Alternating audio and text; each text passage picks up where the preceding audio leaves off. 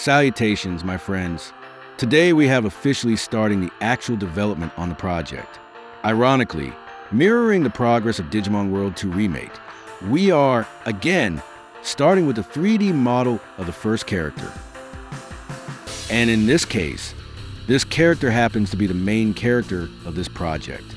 Now, before revealing it, I would like to set up the stage a little bit. While working on a story and characters for the game, I want to combine the classics of the old TV and game tropes, while also bringing some good aspects of the modern tendencies, but only a little.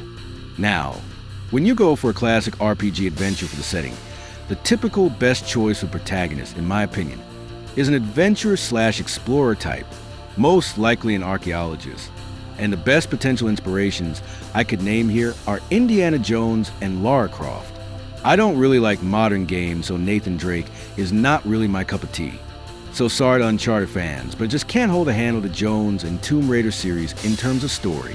At least that's how I see it. And since I'm going for a story-driven gameplay here, I don't want to go with a creative character approach. I am not trying to create a game where gamers can express themselves visually. Rather, I'm trying to make a game where it'll be fun to live the game story out through the eyes of an already established protagonist who has his worldview and habits. At the same time, character is also defined by his attire and equipment, and that's where the modernization comes in. I decided that adding a bit of high-tech to an archaeologist's equipment will not only make him unique as a character, but can also be a great take on how real-life archaeologists may end up looking in the potential future. So, without further ado, meet Scott, our protagonist. He's an archaeologist in his late 20s, with a penchant for unnecessary wild adventures wherever and whenever he starts working on uncovering any newly discovered ruins or dungeons. The base for his attire is inspired heavily by Indiana Jones, but with a twist from his looks. You could say he definitely tries to maintain his own fashion style. The holographic glasses worn by Scott are my futurization attempt on the classic archaeologist outlook. Aside from being a stylish fashion solution, they actually have important lore and gameplay role implications. They are Scott's AI-powered analysis and support tool. As archaeologists, they allow Scott to analyze the environment whenever he actively looks for specific things on site, as well as access the information databases that he can then cross-reference his findings with. Furthermore, they can materialize and dematerialize his actual physical equipment. So they also double as a pocket dimension inventory bag. In battle, they can provide valuable insight and analytics on allies and opponents. Finally, at certain events in the game, they will gain additional magic-infused abilities, making it a Magitech hybrid.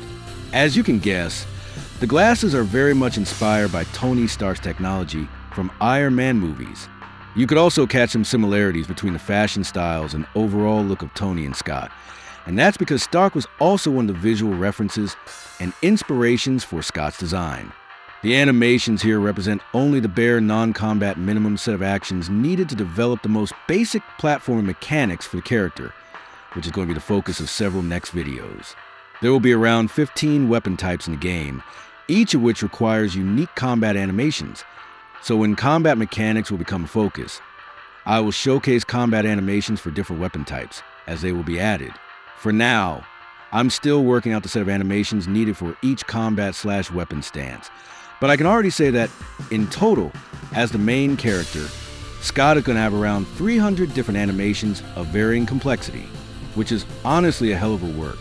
Enemy characters will typically have less animations because I'm not planning for each one of them to also be able to use all weapons, with many of them not even being able to use weapons at all. So at least in this case, I can exhale easily knowing that I won't have to deal with 300 animations per character in general.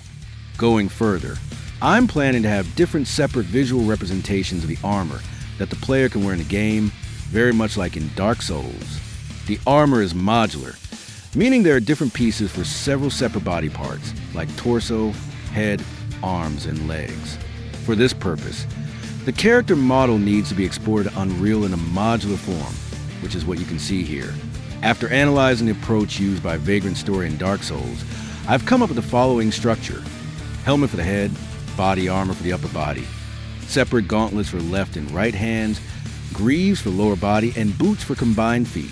You can see multiple games' influence in this case, as none of the games listed as inspirations have exactly this armor structure.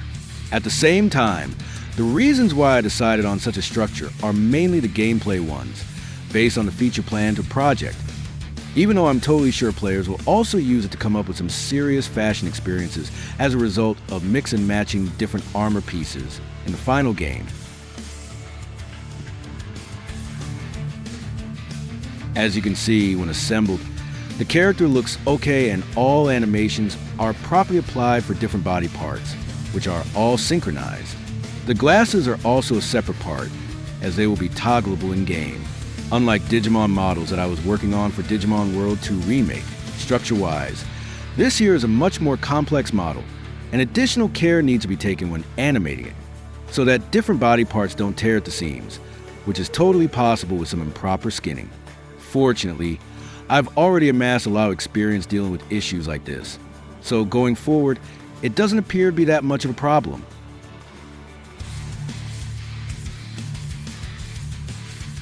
Now, unfortunately, I still don't have any actual gameplay to present in this video.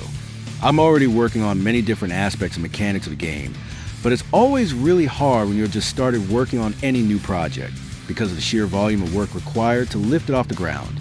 But with each next video, there will be exponentially more content and features to show off.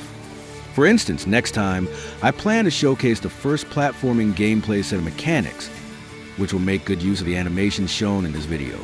Well then, what are your thoughts on the character? As usual, your support in the form of likes, subscription, and comments is greatly appreciated and will greatly help with the promotion of this project.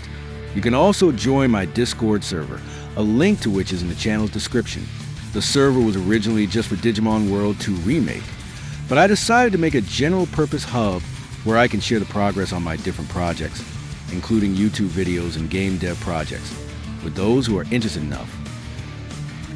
Thanks for watching and have a great day.